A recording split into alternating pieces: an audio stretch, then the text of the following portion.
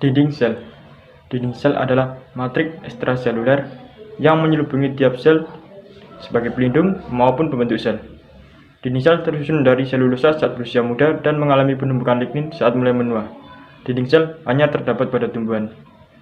Di antara dinding sel terdapat nokta dan plasmodemata yang berfungsi sebagai pengantar rangsang antar sel tumbuhan. Dinding sel juga berfungsi sebagai pencegah pengisapan air secara berlebihan oleh tumbuhan. Dengan adanya dinding sel, menyebabkan sel tidak bisa bergerak dan berkembang bebas layaknya sel tumbuhan. Namun, hal ini berdampak positif dikarenakan dinding sel memberikan dukungan, perlindungan, dan penyaringan terhadap struktur dan fungsi sel itu sendiri. Membran plasma. Membran sel atau membran plasma yaitu membran tipis yang mengelilingi setiap sel hidup dan melindungi sel dari lingkungan di sekitarnya. Fungsi-fungsi dari membran plasma yaitu melindungi sel dan menjadi penghalang, mengatur masuk dan zat tidak diinginkan keluar, mengangkut dan memberikan nutrisi ke dalam sel, membungkus dan melindungi sel sebagai media komunikasi antar komponen sel, sebagai tempat berlangsungnya reaksi kimia di dalam sel, sebagai reseptor dari serangan luar, dan sebagai penahan sitoskeleton yang membuat sel memiliki bentuk dan juga memperkokoh sel. Komponen utama dari membran plasma yaitu fosfolipid, lipid dan kolesterol, protein dan karbohidrat yang melekat pada lipid dan protein. Di sini saya akan menjelaskan tentang mitokondria. Mitokondria adalah organel dengan membran ganda yang ditemukan pada sebagian besar organisme eukariotik. Mitokondria menghasilkan sebagian besar suplai adenosina trifosfat pada sel yang digunakan pada sumber energi kimia. Oleh karena itu, mitokondria juga disebut sebagai pembangkit tenaga pada sel. Mitokondria ini juga berperan sebagai menentukannya hidup matinya sel. Fungsi utama mitokondria yaitu produksi ATP dan melakukan berbagai proses seluler yang meliputi metabolisme energi, menghasilkan ROS dan homeostasis Ca. Sekian video penjelasan saya dari mitokondria. Mungkin akan dilanjutkan oleh teman saya selanjutnya. Terima kasih. Sitoplasma. Sitoplasma adalah bagian sel yang terbungkus membran plasma.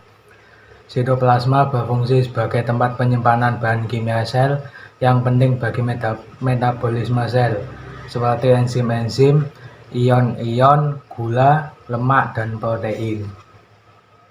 Nukleus.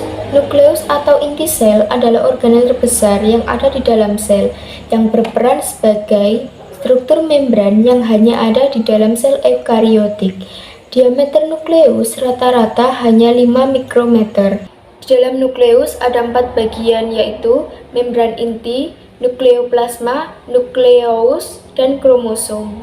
Fungsi nukleus adalah menyimpan informasi genetik, mengontrol pertumbuhan sel, tempat replikasi dan transkripsi, dan mengendalikan metabolisme. Badan Golgi memiliki struktur kantong tipis, yang di dalamnya berperan sebagai sistem ekskresi, dan dapat dijumpai di sel-sel yang berkelenjar.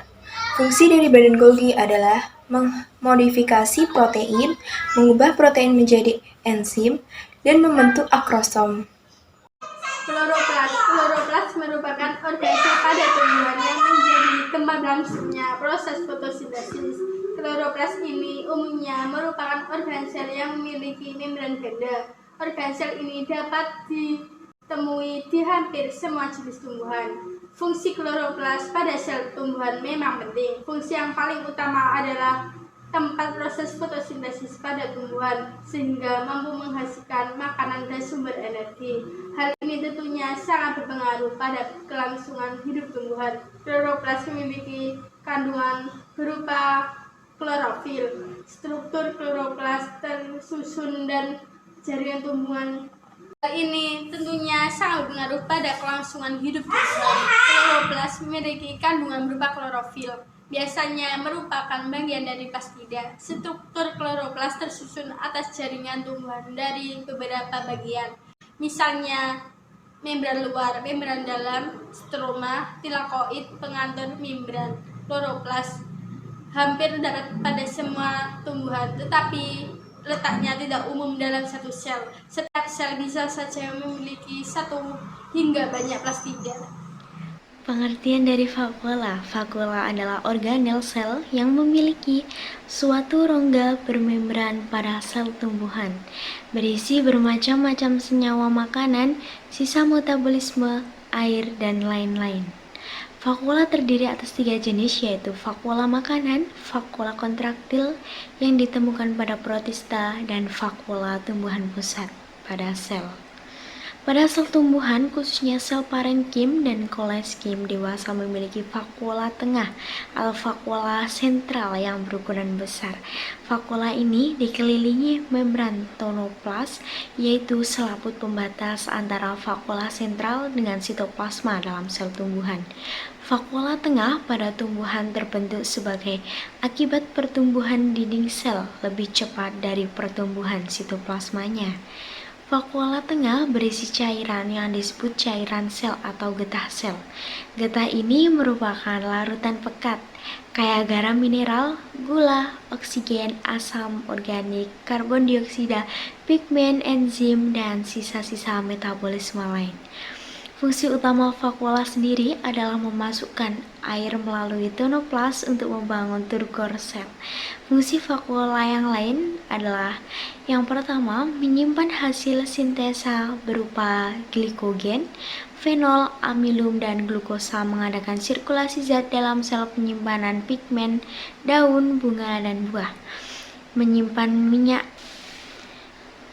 Bagian dan struktur vakuola organel, yaitu sel ini dilapisi oleh membran yang disebut tonoplas.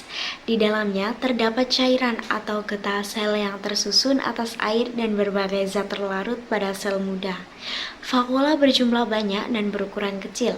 Sering berkembangnya sel, vakuola ini akan bersatu dan membentuk satu vakuola besar, tersusun atas retikulum endoplasma yang memanjang, kemudian membentuk saluran kecil disebut pravakuola. Berbagai pravakuola akan bersatu menjadi satu, membentuk organel yang berbentuk bola. Fungsi vakuola yang lain adalah yang pertama sebagai penyimpanan hasil sintesa berupa glikogen, fenol, amilum, dan glukosa. Yang kedua, mengadakan sirkulasi zat dalam sel penyimpanan pigmen daun, bunga, dan buah.